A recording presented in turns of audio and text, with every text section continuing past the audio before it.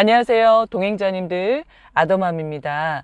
오늘은 장기 투자로 몇억 원을 벌고요. 그리고 단기 투자로 몇천만 원을 벌고 있는 건 차트 분석이 아니라 이것입니다. 라는 제목으로 말씀을 드리려고 합니다. 장기 투자라는 것의 기준이 몇 년인지는 모르겠지만 우리나라 주식을 하고 있는 분들의 보유 기간이 평균 6개월이라고 합니다.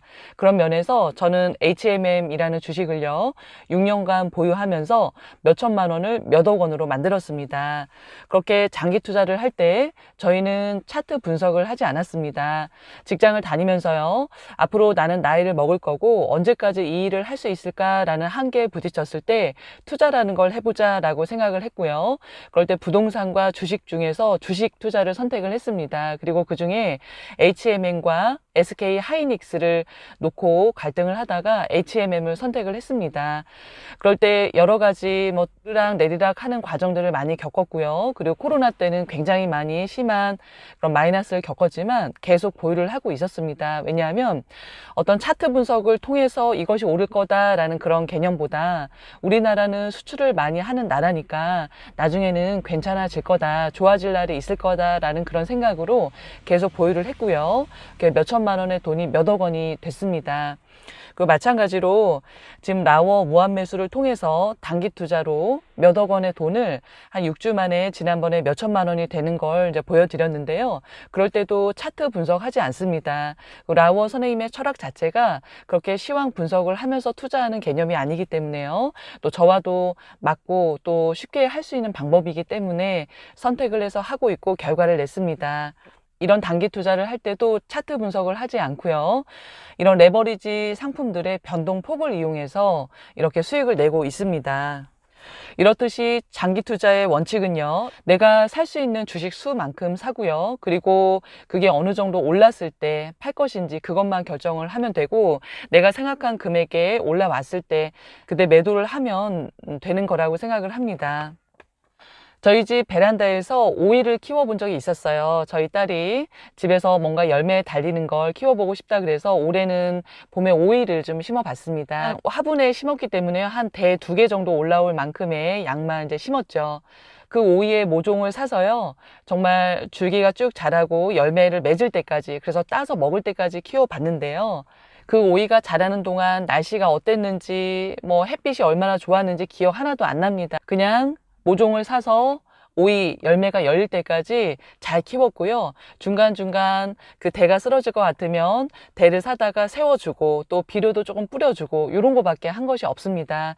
그렇듯이 내가 어떤 주식 투자를 할 때도요, 내가 양을 얼마나 심을 것인지, 그리고 나중에 얼마만큼 자랐을 때 그때 매도를 할 것인지 그것만 정하면 되는 것이지, 지금 현재 주가가 얼마고 또 나중에 어떻게 될 것이고 이런 거 크게 신경 쓰지 않아도 된다고 저는 생각을 합니다. 그리고 라워 무한매수법을 통한 그런 단기 투자의 원칙은요, 매일 정해진 금액을 산다라는 거, 그리고 원금을 다른 곳에 쓰지 않는다라는 그런 원칙이 있습니다. 그걸 꼭 지키셔서 지금 하고 있는 근로소득을 통해서도 수익을 만들어내시고 이렇게 부수적인 수입도 잘 만들어내셨으면 좋겠습니다. 저희 동행자님이 이런 제안을 해주셨어요. 매입 단가 그리고 현재가 평단가를 모두 외화로 통일시키는 것이 보기 편할 것 같아요 라고 말씀을 해주셨어요. 제가 현재는 매입 단가는 달러로 표시를 하고요, 현재가 평단가는 원화로 표시를 해드리고 있는데 그냥 저는 기존대로 이렇게 하려고 합니다. 왜냐하면 매입 단가는 그냥 모르겠어요, 달러로 이렇게 표현하는 게 더 편하고요, 그리고 현재가 평단가는 그냥 원화로 표현하는 것이 보기가 더 편하기 때문입니다. 그리고 저희 라워 선생님이요, 또 댓글을 달아주셨어요. 지난번 수익이 되었고 그걸 인증을 해드렸을 때 이런 댓글을 주셨어요. 초보 때는 고점과 저점을 잡을 수 있을 것 같은 착각을 하지만 상처를 받으면서 잡을 수 없다는 것을 깨닫게 됩니다. 여기서 주식을 포기하는 분도 생기고 또는 욕심을 줄이는 쪽으로 발전하는 분도 생기곤 합니다 라고 말씀 주셨고, 중요한 것은 내가 내 자금을 컨트롤하고 있다는 것이 중요하고 또 다음 계획이 있다는 것이 중요합니다 라고 말씀 주셨고요. 많은 분들이 이것을 꼭 체득하게 되었으면 좋겠습니다 말씀 주셨어요. 우리가 주식을 할 때요, 정말 쌀 때 사고 비쌀 때 팔면 너무 좋고 그 때를 알면 너무 좋은 거예요. 옛날에 재벌집 막내 아들 그 송중기처럼 와, 정말 쌀 때 딱 사고요, 비쌀 때 팔아버리면 뭐 누구나 다 부자 되죠. 근데 그거를 맞출 수 없기 때문에 힘든 거고, 또 우연히 또 아니면 뭐 정말 차트 분석을 잘 하시는 분들이 그걸 맞추더라도 앞으로도 그렇게 할 수 있을까라는 그런 고민에 빠지게 되는 거거든요. 그래서 주식 투자가 어렵다 이렇게 판단을 할 수 있는데, 저는 이런 식으로 장기 투자, 단기 투자를 통해서 마음 편안하게 이렇게 수익을 내고 있습니다. 오늘은 제가 쾌렌시아에 대해서 말씀을 드릴게요. 투우장 한쪽에는 소가 안전하다고 느끼는 사람들에게는 보이지 않는 구역이 있다. 투우사와 싸우다가 지친 소는 자신이 정한 그 장소로 가서 숨을 고르며 힘을 모은다. 기운을 되찾아 계속 싸우기 위해서다. 그곳이 있으면 소는 더 이상 두렵지 않다. 소만 아는 그 자리를 스페인어로 쾌렌시아라고 부른다. 피난처, 안식처라는 뜻이다 라고 말씀 주셨어요. 이 글을 보고요, 저의 쾌렌시아가 어디일까 생각을 해봤거든요. 저는 집을 굉장히 좋아합니다. 하루 종일 아침부터 저녁까지 일을 하고 또 집안일 하고 엄마 일까지 도와드리고 나면요, 이제 씻고 나서 집에 와서 남편과 대화를 하고 저희 딸과 대화를 하고요.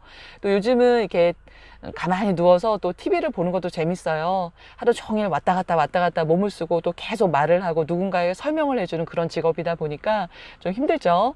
그래서 가만히 누워서 이제 눈만 왔다 갔다 굴리면서 재미를 느낄 수 있는 그런 TV 보는 거 좋아해요. 요즘은 그 디즈니에 올라와 있는 무빙이라는 그런 드라마를 좋아합니다. 아주 재밌게 잘 보고 있어요. 그리고 깨끗하게 청소해 놓은 집 안에서 이렇게 책을 읽는 거를 굉장히 좋아합니다.